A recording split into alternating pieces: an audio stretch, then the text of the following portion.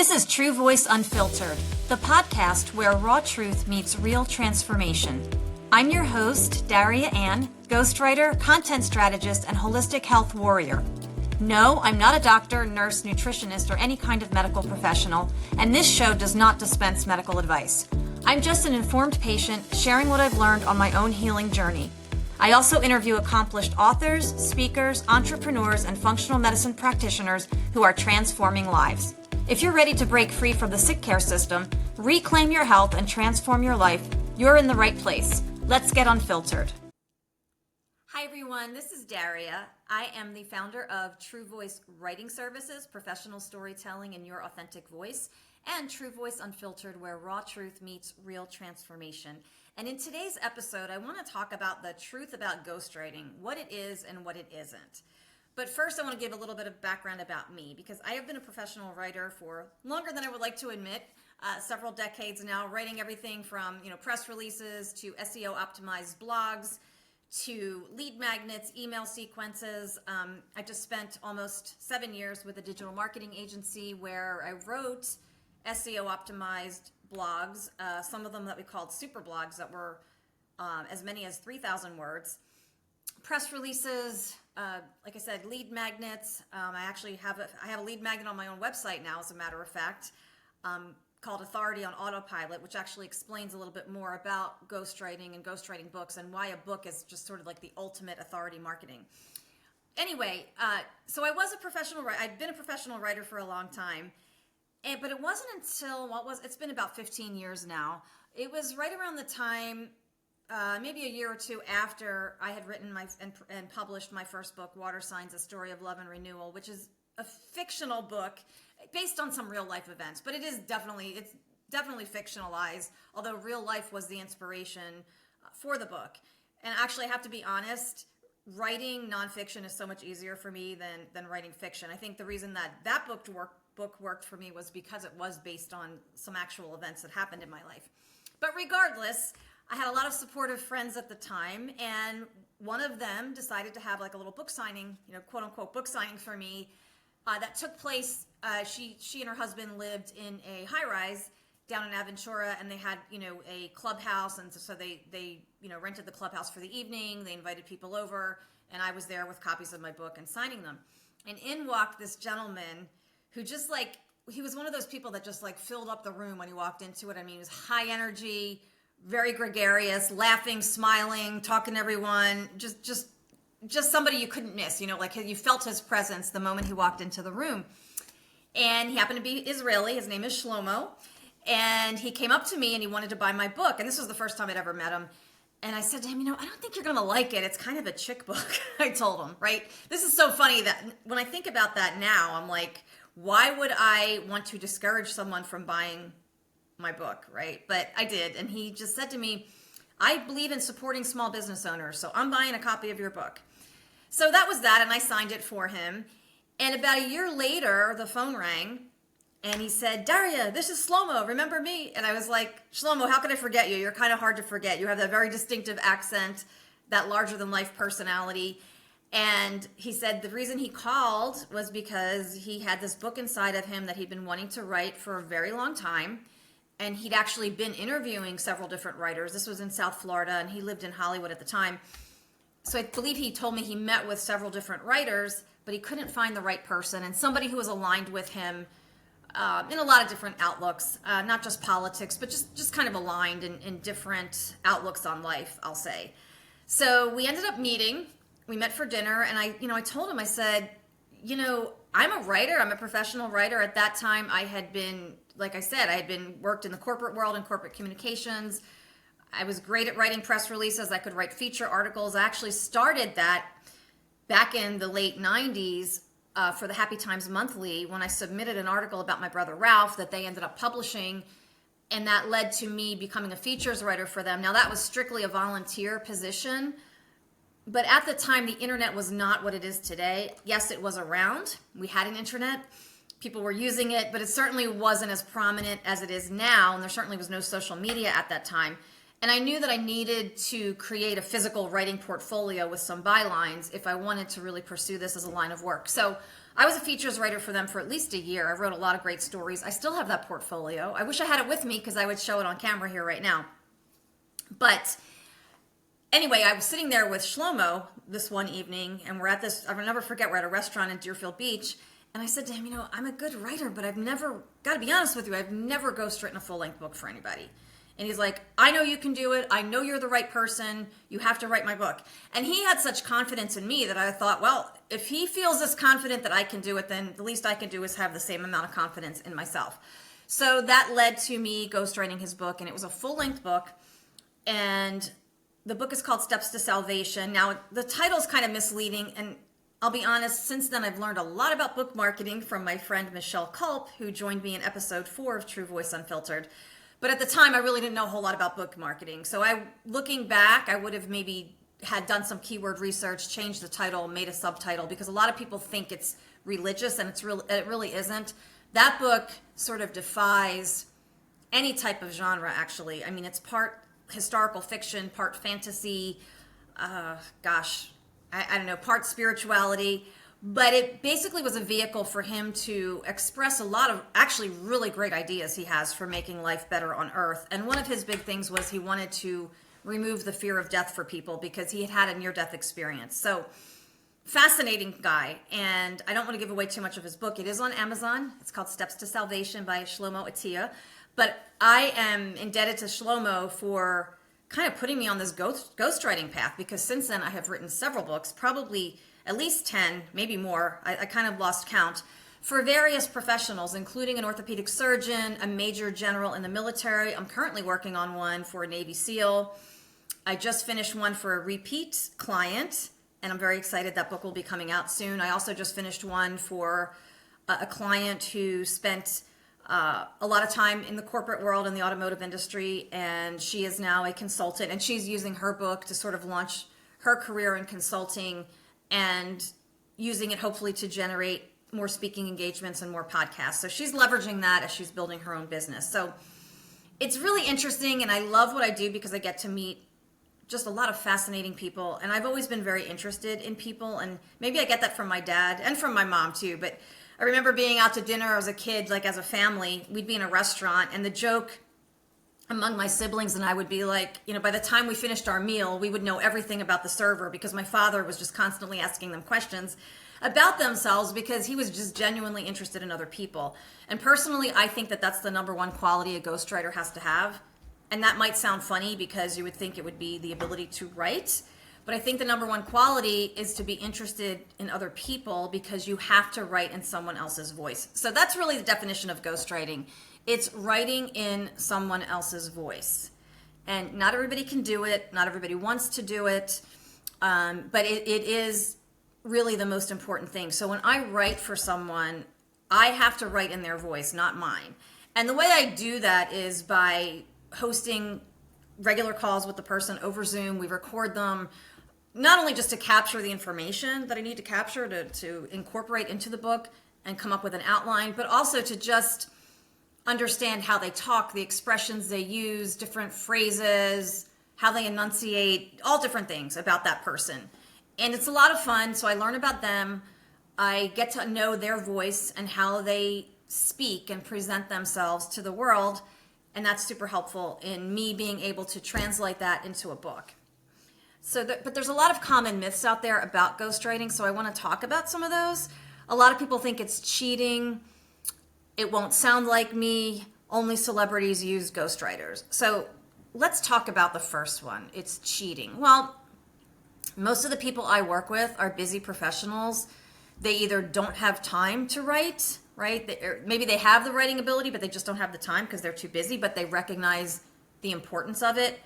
Some people just don't like to write. Other people can't write. Some people just have trouble organizing their thoughts into an outline, because that's a huge part of it first. Like, you know, when I'm working with somebody, if we're starting from scratch, which most of the time we are, I need to do a series of interviews, recorded interviews, and then from there kind of extrapolate all that information, create an outline, collaborate with that person on the outline, make sure we have a place to start. Now, I always tell people it's a very fluid process. So even when we have an outline, it doesn't mean it's set in stone, but it's a place to start. And then as we start writing, things become clearer. It's kind of like a sculptor. They start out with a slab of marble and they keep chipping away until they're until they create a beautiful statue or whatever it is, right? So it's very similar with ghostwriting. And you have to decide, I mean, people have a lot of information to share, and a lot of times it's just a matter of getting it all out and then deciding what's going to make the cut and what isn't. But I always start with an outline, but I tell people, we're starting here. This gives me a foundation from which to start writing the book. And as we go along, we may tweak things. We might combine some chapters. We might eliminate some content. It's a very fluid process. And that's why I really look at it as a collaboration. I mean, yes, I do the heavy lifting. I write the book.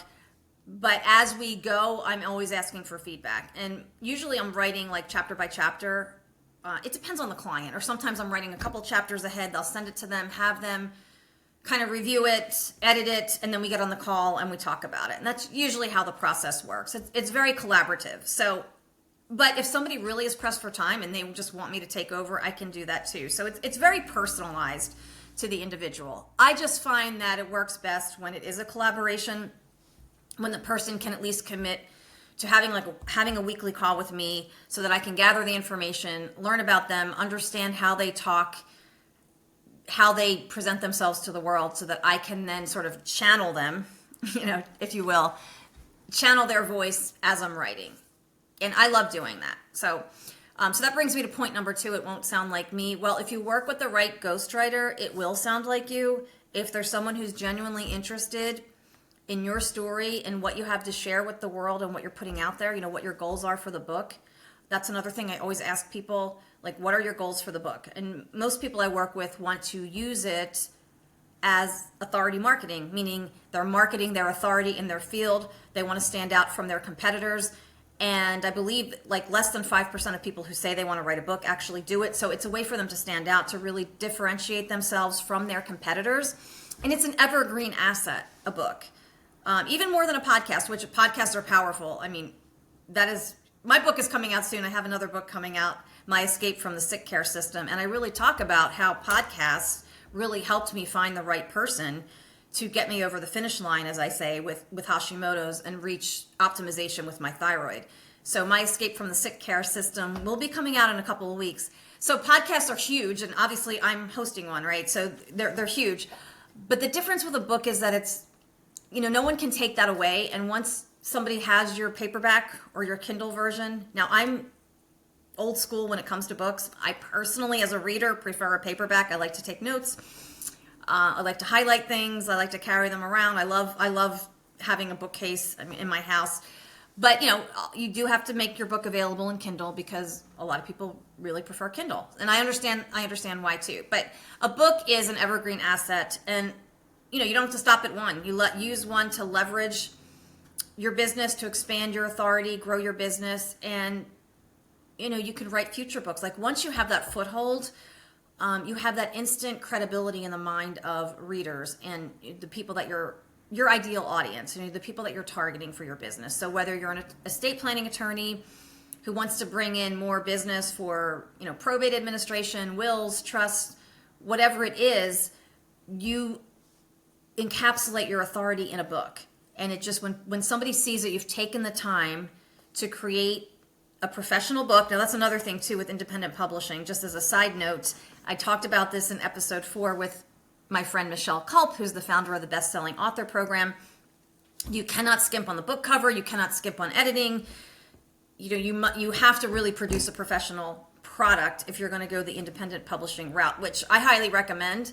You keep more of your royalties, and you could get your book out there sooner. And it's in today's day and age, it's really the way to go. I think that independent publishing and technology has really democratized publishing. And so now people have a voice and have a vehicle for getting their message out there where they didn't before. But the flip side of that is you want to make sure that you're putting out a professional product that's going to really support your credibility, make you the authority in other people's minds, especially your readers, your audience, and really expand your business. And so the third point here, only celebrities use ghostwriters. Well, that isn't true. I've worked with a lot of people They're not celebrities. They're highly accomplished people, but not necessarily celebrities. And they hired me because most of them because they just didn't have the time to do it themselves, or they needed the guidance and they needed the help. And so it was a nice collaboration. So why do busy professionals need a ghostwriter? Well, as I said, again, time. For most people, it's a time issue. They don't have the time to do it. They can't seem to fit it into their schedule. And writing a book requires consistency. So it's not just something you can work on one day and set it aside for a couple of weeks or a couple of months or whatever, let the years go by and come back to it later. I mean, if you're really serious about it, you need to stay on a strict schedule. Clarity, they don't have the clarity. They don't understand the independent publishing process, or even how to create an outline, how to distill their life experience, their business experience into a book, into a logical progression that people are going to want to read. And they just don't have the expertise. Maybe they just don't write. I mean, there are a lot of brilliant people out there who are not writers, right? So there are a lot of reasons that busy professionals need a ghostwriter. So how do I capture a client's voice? Well, again, I set up a series of interviews once somebody decides they want to work with me. And I do a lot of research also. It's really helpful. I mean, someone I'm working with now has a ton of content online, from his blogs to his YouTube channel, everything. There's a lot to draw from, but we still have regular calls. And we're working together. I send him a few chapters. He edits them, shares his feedback with me. When we get on a call, it's then productive. We talk about it. And then, I tell him, okay, now I'm going to work on these next few chapters, send them to you. So it's kind of like a tag team also. And it's a lot of fun. And that keeps us on track. You really need to stay on track with a project. And I usually put a time limit here, like within 120 days at the max, we're going to be done. The other thing, and you might have, if you watched my interview with Michelle, we talked about this, where really the length of a book, especially if you're a new author, really 150 to 200 pages is best. Unfortunately, people have short attention spans. And yes, I know there's a lot of successful authors, like Mel Robbins is one that I can think of. I think I was online the other day and one of her books was like 300 pages. Yes, they can succeed. But we're finding that, especially if you're new, that 150 to 200 pages is really sort of the sweet spot for page count.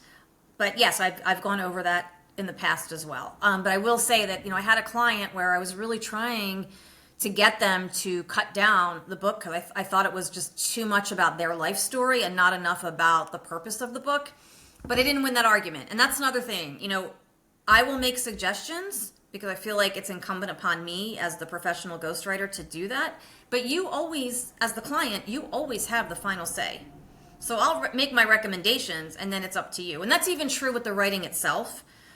Although oftentimes I really do try to get people to understand like why we should really take something out or put something in, and my thought process behind it so that they can understand. But in the end, when you hire a ghostwriter, you are the ultimate decision maker. So what are the benefits now of ghostwriting? Well, again, like I said, faster, because you basically have a partner. I mean, you have a writing partner who's going to hear your voice, take that in, channel your voice into the book, organize your thoughts, put together the outline, write the content, gather your feedback and incorporate it, make suggestions along the way. And you're going to end up with a polished manuscript in the end that's going to boost your authority. So you will have a partner in your success, because it's very important to me that people are happy, right? I will make recommendations and hopefully my clients will listen to it, because I really do want the book to accomplish whatever their objective is. And most people I work with, now not everyone, I am working on a book right now that's more of a memoir for someone. And let's talk about that too. I mean, absolutely. I mean, I think it's a wonderful legacy to leave behind for your family. And I will help in that case also help you produce a professional, high quality book that you can be proud to leave behind for your loved ones. For those who are using the book, though, for authority marketing, right, to expand their business and influence, I will make recommendations and we will create a product, including the book cover design, because that is huge. And Michelle and I talked about that too. So It's so funny. The expression, don't judge a book by its cover, I think that applies to everything in life except books, ironically. And because people do judge books by their cover. So when Michelle and I collaborate with a client, oftentimes she will do like a cover design contest, which is a lot of fun. We do take input from clients. So in many cases, clients do have an idea of what they want for the cover. So they have a concept in mind. Sometimes they don't. So we'll do like these book cover contests, and they're a lot of fun, and they really do help bring the book to life even as we're still working on it. I find it very helpful myself once we have a cover concept in mind. It just seems to make the whole thing more real. But the point is that you need a professional, original cover design if you really want to stand out on Amazon, which is the world's largest bookstore. So that's truly, truly important. And we work with really some excellent designers. I am not a designer. I'm a writer. Be the first to admit. I can get some concepts in my head, but I just don't know how to get them from my head, into a drawing. So we work with some excellent designers. I would also say don't rely on AI. I should do a whole episode on AI, and I plan to. I plan to do a whole episode on AI. But hire a designer who's going to create an original cover that's really going to make your book stand out and really visualize that concept of your book so that it's appealing. Now, the other thing I've learned from Michelle is the importance of, a couple of things. The importance of a free gift at the beginning of your book. Now, this I did learn from all my years in digital marketing about giving away something of value in order to collect an email. So it's an exchange. So that person is giving you their email in exchange for downloading something of value to them. And that's what we call a lead magnet. So on my website, I have a lead magnet called Authority on Autopilot that explains basically what I'm explaining in this podcast. Explains ghostwriting and why it benefits you and how it works and things like that. That is a free download on my website once somebody submits their email. So that's one thing that Michelle taught me, one of many things Michelle taught me, that in the beginning of the book, you want to have a free download that's just specific for that book. So I have a free lead magnet on my website, but there's also one in my forthcoming book. That's a different link, a different download. And I will be capturing names through that, again, because it's in my case and in most other people's cases, okay, we'll set aside the people who want to leave a legacy in a memoir, and talk about those who really are using a book to leverage their business and expand their business. You definitely want to expand your email list. So you do that by offering a free gift at the beginning of the book. The second thing that I have learned is the importance of selling the reader after they've bought the book. So that introduction is really, really important. And Michelle has taught me a lot about how to write introductions for books in a way that will really grab people's attention and make them want to read more. So even if they buy the book, you still have to sell them right from when they start reading. So the free gift, and also naming things differently, giving things like an unusual name that makes people think, what is the secret sauce? That type of thing. And I use secret sauce as an example because it's a term that Michelle uses in one of her books.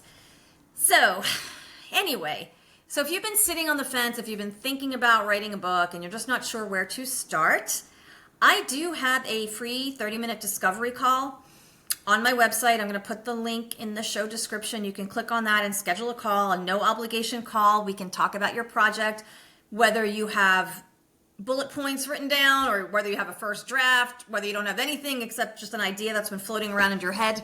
It doesn't matter. We can talk about it. Talk about how we might be able to work together. I can answer your questions. And again, it's a no obligation discovery call at my website. It's truevoicewritingservices.com. I'm going to put everything in the show description to make it easy to find me and to get in touch with me. I do work with Michelle. I work independently, but I do recommend if you are a business owner or an attorney, a business owner, entrepreneur, whatever you're doing, if you have a coaching program, we've worked with several clients like that as well, that you really kind of work with us together because you get me as the ghostwriter and the book launch, the best-selling author program. And which reminds me, I want to add one other thing. In digital marketing, we research keywords, the focus keyword, the cluster keywords for blogs. Keywords for Amazon are very different from Google, and Michelle has a system for that, so I'm not going to give it away, but she has a great system for that. And when we create a subtitle for someone, that's usually where the keywords come in. And I know, like, from my own experience with my book, my forthcoming book, the subtitle really needs to have the keywords that people are searching for on Amazon. And there's many other tricks that Michelle employs when you work with her. But the point is, you get the book cover design, the formatting. I didn't talk about formatting. Formatting is huge. It's just as important as the book cover, just as important as writing the book and editing the book. Formatting is really, really important. Michelle works with a wonderful formatter, and I know because she just formatted my book and did a fabulous job. So you want to make sure that you work with a professional formatter. But when you hire Michelle, you get the whole thing with her best-selling author program. Her done-for-you program includes the ghostwriting, includes the formatting, includes the cover design, and it includes the book launch and all of the things she does behind the scenes with Amazon to really get your book out there and make it a bestseller. So her website is bestsellingauthorprogram.com. I will also include that in the show description. So I want to thank you for listening, bearing with me because I've been out of practice doing these podcasts now. Once upon a time, back in 2009, I was on Blog Talk Radio when that was a thing. I was a co-host with someone for many years. Then I did with someone else that I was aligned with in business, in writing. We had a network on Blog Talk Radio, and I used to host a show called Right Stream Tuesday. It's so funny, like how far things have come. I never really wanted to do video. I kind of still don't want to do video, but I understand how important it is. And I do see how important it is, especially when we're talking about ghostwriting. You want to make a connection with the person you're going to be working with that ghostwriter. You want to hire someone who's trustworthy and someone who's relatable and who you think you could work with. And I'll be honest with you, it works both ways too. I mean, sometimes there's cases where I choose not to work with someone because I don't feel that connection. I don't feel like it would be a successful project. So that's very important also. So I hope you enjoyed this episode, the truth about ghostwriting, what it is and what it isn't. I hope it was helpful. Check me out at truevoicewritingservices.com. I also have a podcast page there so you can find previous episodes of True Voice Unfiltered. I've got a lot of great episodes coming up, both solo and with guests. So stay tuned for that. And, just really think about ghostwriting, especially if you're a business owner and you want to expand your business. It's an investment that will pay off for years to come. All right, everyone. Thanks for listening. Talk to you soon.